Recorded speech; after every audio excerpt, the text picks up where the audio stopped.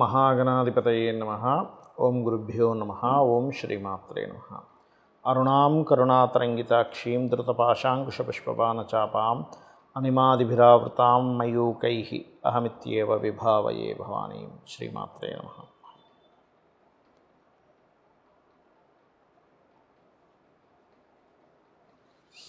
మనం ఈరోజు వార ఫలితాల్లో 20వ తేదీ నుంచి 26వ తేదీ వరకు ఎటువంటి గ్రహస్థితి ఉంది, మరియు ఈ గ్రహస్థితి వల్ల ఏ ఏ లగ్నాల వారికి, లగ్నం తెలియని వారు రాశి నుంచి కూడా చూసుకోవచ్చు, వారికి ఎటువంటి ఫలితములు వస్తాయి, ఏ విషయాల పట్ల వాళ్ళకి అసలు జాగ్రత్తగా ఉండాలి అనేటువంటి విషయాలు చెప్తుందని నేనైనప్పటికీ కూడా చెప్పేసిన సాక్షాత్ లలిత అమ్మవారిగా భావిస్తూ ముందుగా అసలు గ్రహస్థితి ఎలా ఉందని చూసుకుంటే మనకి వృషభ రాశి నుంచి కర్కాటక సింహరాశి వరకు ఆల్మోస్ట్ ఈ వారం చంద్రుడి యొక్క సంచారం జరుగుతుంది.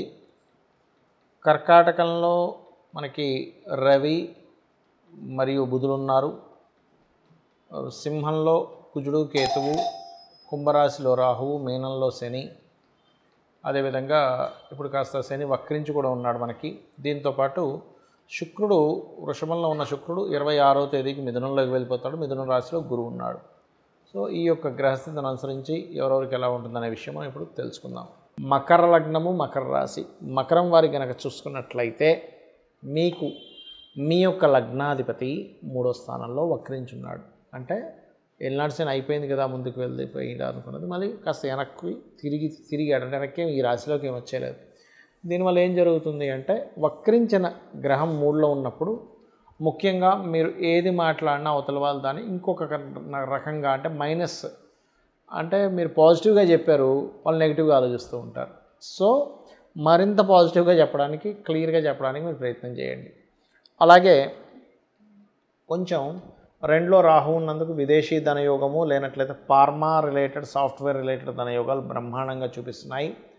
కాకపోతే మీరు ఏదైనా ఒక ప్రాపర్టీ, తాతగారి ఆస్తికి సంబంధించిన విషయంలో ఏదైనా మిషనరీ కొనుగోలు చేసేటప్పుడు చాలా చాలా చాలా కేర్గా ఉండండి, గుర్తుపెట్టుకోండి.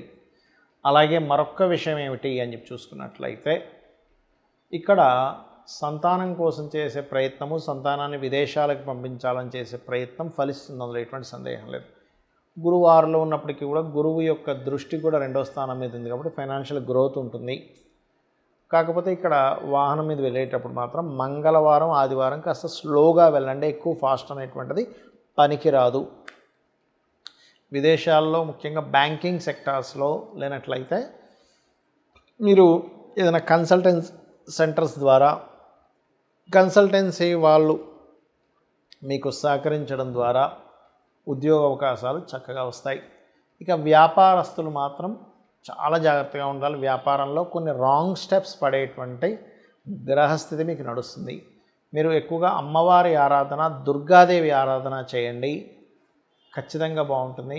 ఏదైనా తాతగారి ఆస్తి విషయంలో మీరు ఏదైనా మిషనరీ కొనుక్కొని తెచ్చుకున్నారు, అది ముందుకు కదలట్లేదు అనుకున్నప్పుడు ముఖ్యంగా మణిసూక్త పారాయణము, గణపతి తర్పణము, సుబ్రహ్మణ్యేశ్వర స్వామి ఆరాధన చేయండి, అన్ని విధాలు బాగుంటుంది. చాలామంది నన్ను అడుగుతున్నటువంటి ప్రశ్న ఏమిటంటే, పర్సనల్ చార్ట్ చూపించుకున్నప్పుడు వాటి వల్ల కలిగేటువంటి ఉపయోగాలు ఏమిటని చాలామంది నాకు మెసేజ్లు కానీ అడుగుతూ ఉన్నారు. నేను మీకు కొన్ని చెప్తాను ఇప్పుడు. ఫస్ట్ ఆఫ్ ఆల్ ఏంటంటే, మనం చూడండి, అన్నిటికంటే ముఖ్యమైనటువంటివి ఏమిటి మన జీవితంలో అంటే, అన్నిటికంటే ముఖ్యమైనది ఆరోగ్యం. ఆరోగ్యమే మహాభాగ్యం అంటారు, తెలుసు కదా. సో మీ జన్మజాతకంలో కనుక ఆరోగ్యాన్ని ఇచ్చే గ్రహం ఏది, ఆరోగ్యాన్ని తగ్గించే గ్రహం ఏది అనేటువంటిది ఉంటుంది. ఆరోగ్యాన్ని తగ్గించే గ్రహాలు ఎవరు అంటే, సర్వసాధారణంగా శాటర్న్ రోగం వస్తూ ఉంటుంది, లేదా 6th lord, 5th lord, 4th lord ఇలా తీసుకుంటాం. అంటే 4వ అధిపతి, 6వ అధిపతి కలయిక ఆరోగ్యాన్ని తగ్గిస్తుంది, గుర్తుపెట్టుకోండి. అప్పుడు ఆ గ్రహాలు ఎవరయ్యారు, ఆ గ్రహాలు ఎవరికి పోర్ట్ఫోలియో అందించిందో చూసి వాటికి సంబంధించిన దానం గనకిస్తే, శాస్త్రాల్లో మనకి పూర్వజన్మ కృతం పాపం వ్యాధి రూపేణ పీడితం, వ్యాధి రూపేణ వర్ధతే అని చెప్తూ ఉంటారు. అంటే పూర్వజన్మలో చేసిన కర్మ పాపం ఏదైతుందో వ్యాధి రూపంలో వచ్చి తీరుతుంది ఖచ్చితంగా, అందులో ఎటువంటి సందేహం లేదు. ఎందుకంటే మీరు దేని నుంచైనా తప్పించుకోగలరు కానీ వ్యాధి నుంచి తప్పించుకోలేరు. బాడీ లోపల ఉంటుంది వ్యాధి. అప్పు అనుకోండి, అప్పులు వాడికి ఏదో చెప్పి ఒక 1 నెల రోజుల తర్వాత ఇస్తానో, 6 నెలల తర్వాత ఇస్తానో చెప్పి మొత్తం మీద ఒక 6 నెలలు తీసుకోవచ్చు. కానీ వ్యాధి అలా చెప్తే కుదరదు. మరి దాన్ని ఎలా తెప్పించుకోవాలంటే పంచమాన్ని యాక్టివ్ చేయాలి. అంటే సూర్య నమస్కారాలు చేయడము, మీకు పంచమ స్థానాధిపతి ఎవరు, పంచమాన్ని యాక్టివ్ చేసే ప్లానెట్ ఏంటి, ఒక్కొక్క లగ్నానికి మారిపోతూ ఉంటాడండి. అలా చూసుకుంటూ ఉండాలి. లగ్నానికి మారిపోతూ ఉంటుంది, గ్రహస్థితి బట్టి మారిపోతుంది. దీనివల్ల ఏమిటంటే మీరు రుణము, రోగము, శత్రుత్వాల నుంచి బయటపడడానికి ఒక రూట్ దొరుకుతుంది. ఇక రెండవది, మనం ఎంత చదువుకున్నా, ఎన్ని వ్యాపారాలు చేసినా, ఏం చేసినా ఫైనల్గా ఏమిటి, మనం హ్యాపీగా ఉండాలి. ఆ హ్యాపీనెస్ అనేటువంటిది మన చుట్టూ ఉండేవాళ్ళు బాగుండడం ఒకటి, రెండవది పర్టికులర్గా మనం అనుకున్నంత ధనాన్ని మనం సంపాదించగలిగితే సుఖంగా ఉంటాం. హ్యాపీనెస్ కాదు, సుఖాన్ని పొందుతాం. ఎలాగా? కంఫర్ట్స్ వల్ల. కంఫర్ట్స్ని ఇచ్చే ధనం అయితే మన చుట్టూ ఉండే వాళ్ళ యొక్క రిలేషన్స్ కానీ ఇవన్నీ రిలేషన్స్, మన మానసిక స్థితి ఇవన్నీ హ్యాపీనెస్ని ఇస్తాయి. అయితే ఇక్కడ ధనాన్ని ఇచ్చే ప్లానెటస్లు ఎవరు అని తెలుసుకోకపోవడం వల్ల అన్ని అర్థాలు పెరుగుతాయి. అంటే అలాగా మనకి జన్మజాతకంలో ఉదాహరణకి మనకి ఫలానా ఫీల్డ్ మీద ధనయోగం ఉంది.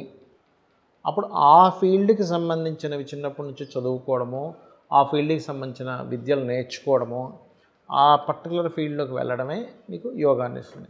అయితే మళ్ళీ కొన్నిసార్లు గోచారంలో అంటే పర్టికులర్గా మార్కెట్లో ఉండే స్థితిని బట్టి మనం చేసే వ్యాపారాలు కొంతవరకు మీకు యోగం అంటే కొంత డబ్బులు వస్తాయి, కాదని కాదు. అంటే ఎలా అంటే ఉదాహరణకి మీ జన్మజాతకంలో అసలు ఏమీ తెలియదు, కానీ మన కోవిడ్ వచ్చింది 2019-20 వచ్చినప్పుడు ఆ సమయంలో మాస్కులు అమ్మిన ప్రతి ఒక్కరు బాగుపడ్డారు. అయితే అందులో ఎవరు కోట్లు సంపాదించారు, ఎవరు వందలు సంపాదించారంటే ఇట్స్ డిపెండ్ ఆన్ వాళ్ళ పర్సనల్ చార్ట్. అలాగే మీ పర్టికులర్ చార్ట్లో మీకు ఉండేటువంటి సిచ్యువేషన్స్తో సంబంధం లేకుండా అసలు ఎవరిస్తున్నారు, రవి ఇస్తున్నాడా మెడికల్ రిలేటెడ్, చంద్రుడు ఇస్తున్నాడా ఫుడ్ రిలేటెడ్, కుజుడు ఇస్తున్నాడా భూములు లేకపోతే మెషినరీ రిలేటెడ్, బుధుడు ఇస్తున్నాడా మార్కెటింగ్ రిలేటెడ్ లేదా వ్యాపారాలు, అలాగే గురువు ఇస్తున్నాడా టీచింగ్స్, ట్రైనింగ్స్, కన్సల్టెన్సీస్, శుక్రుడు ఇస్తున్నాడా మీకు పర్టికులర్గా ఈ క్రియేటివ్ రిలేటెడ్, ఫ్యాషన్ రిలేటెడ్, అందానికి సంబంధించింది ఇట్లాంటివన్నీ, సాటర్న్ ఇస్తున్నాడా, ఏదైనా జాబ్ చేసుకోవడము, లేనట్లయితే consultancy, job consultancies, oil iron business, రాహుకేతులు ఇస్తున్నారా pharma related, software related, magical related, Ketu is magical planet. అంటే ఎవరిస్తున్నారో తెలుసుకోవాలి ఎప్పుడు కూడా. ఎందుకంటే మనకి ఎవరిస్తున్నారో తెలుసుకోకుండా ఇంకొక రూట్లోకి వెళ్ళడం వల్ల ధనము, శ్రమ, సమయము మూడింటిని కోల్పోతాం. ఈ మూడింటిని సేవ్ చేసేది ఆస్ట్రాలజీ, గుర్తుపెట్టుకోండి. రైట్. ఇలాగే ఒక అంశం అని కాదు, మీరు ఎందుకు ఎక్కువగా స్ట్రెస్ అవుతున్నారు, మీకు ఎందుకు డబ్బులు రావట్లేదు, మీకు ఎందుకు కుటుంబ సభ్యుల్లో ముఖ్యంగా సిబ్లింగ్స్తో పడట్లేదు, ఎందుకంటే పూర్వజన్మల నుంచి వస్తూ ఉంటుంది. ఏదో ఈరోజు మీకు వచ్చిన గొడవ కాదు, ఒకటి గుర్తుపెట్టుకోండి. ఈరోజు ఏదో ఒక మాట అనుకున్నాం, అందుకే నాకు అంటే ఆ జాతకుడు అనుకోవచ్చు వాళ్ళ సిస్టర్స్తోనో బ్రదర్స్తోనో పడట్లేదని. కాదండి, ఆ గొడవ రావడానికి పాస్ట్ లైఫ్లో చేసుకుని కొన్ని కర్మలు ఇంటి పడుతూ ఉంటాయి. ఎందుకంటే చాలామందికి సందేహం ఉంది, ఏమంటే అసలు జ్యోతిష్శాస్త్రం నిజంగానే పనిచేస్తుందా, అసలు నిజంగానే ఉందా అని. ఎందుకంటే నిజంగానే జ్యోతిష్శాస్త్రం లేకపోతే మహర్షులు ధ్యానంలో కూర్చొని వాటి మీద కొన్ని వందల వేల శ్లోకాలు రాయరు. ఇది గుర్తుపెట్టుకోండి. వాళ్ళకి పనిపాటు లేదా చెప్పండి? వందల వేల శ్లోకాలు ఎందుకు రాశారు మహర్షులు? పరాశర మహర్షి, భృగు మహర్షి, అలాగే మనకి జైమిని మహర్షి, ఇలా చాలామంది దాని మీద పర్టికులర్గా కొన్ని సూత్రాలు రాశారు. కాబట్టి మనకి జ్యోతిష్శాస్త్రం ద్వారా వీటిని 100% తెలుసుకోవచ్చు. బ్యాడ్ టైం ఏంటి, గుడ్ టైం ఏంటో కూడా తెలుసుకోవచ్చు. ఒక ఇన్వెస్ట్మెంట్ చేస్తున్నాం, what is the good time, అది చాలా ఇంపార్టెంట్ అండి. ఎందుకంటే ఏదో ఇన్వెస్ట్మెంట్ చేసేసాము, రాలేదు. నేను దీని మీద చాలా రీసెర్చ్లు చేశాను. అంటే అలాగా అసలు జాతకమే బాగాలేని వ్యక్తికి కూడా ఇన్వెస్ట్మెంట్ చేసి మనం చూద్దాం. ఆ వ్యక్తి డబ్బుల కోసం ఇబ్బంది పడుతున్నాడు కదా, సరే వాడికి ఇచ్చి చూద్దాం. ఆ జాతకం బాగాలేనప్పుడు ఆ ఇన్వెస్ట్మెంట్ చేసి కూడా డౌన్ఫాల్ అవ్వడం నేను చూశాను. అంటే ఏంటి, వాళ్ళకి బాగాలేనప్పుడు మనం ఎంత సపోర్ట్ చేద్దామన్నా కొంతవరకే వాళ్ళకి సపోర్ట్ అవుతుంది, కానీ వాళ్ళ జాతకం ఈజ్ మోస్ట్ ఇంపార్టెంట్. అలాంటప్పుడు వాళ్ళు రెమెడీ చేసుకుంటే కానీ ముందుకు వెళ్ళలేకపోతున్నారని నాకు అర్థమైంది. రెమెడియల్ పార్ట్ ఎంతవరకు ఉపయోగపడుతుందని చాలామంది అడుగుతుంటారు. ఒకటే గుర్తుపెట్టుకోండి, రెమెడియల్ పార్ట్స్ చాలా రకాలుగా ఉంటుంది. మీరు మంత్రం చదువుకోవచ్చు, ఆ మంత్రాన్ని 2 రకాలుగా ఉంటుంది. మీకు ఏదైతే ఇబ్బంది ఉందో, ఉదాహరణకి ఫైనాన్షియల్ ఇబ్బంది, ఓం సంపత్కరీ సమారూఢ సింధుర వ్రజ సేవితాయ నమః, లేదు ఆరోగ్య సంబంధించిన ఇబ్బంది, ఓం సర్వవ్యాధి ప్రశమని సర్వమృత్యు నివారిణి అగ్రగణ్య అచింత్య రూప కలికల్మషనాశినే నమః, ఇలాగా రకరకాల అన్నిటికీ ఉంటుంది. ఉద్యోగానికి ఉంటుంది, లేకపోతే వివాహానికి ఉంటుంది. ఇదొక రకమైన మంత్ర సాధన అయితే మనసులో మాటి మాటికి అనుకుంటూ ఉంటాం. నాకు ఇది అయిపోతుంది నమ్మకంతో అయిపోతుంది.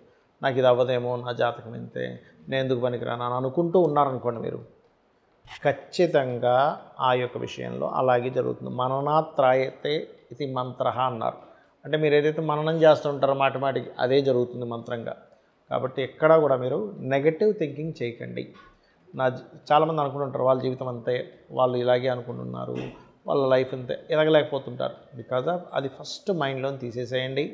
అమ్మవారిని నమ్ముకోండి. మీ జాతకం ఎలా ఉన్నా అమ్మవారి పాదాలని కనుక మనస్ఫూర్తిగా కనుక పట్టుకోగలిగితే అమ్మవారే మిమ్మల్ని మీ యొక్క ఇబ్బందుల నుంచి గట్టెక్కిస్తుంది. శ్రీమాత్రే నమః.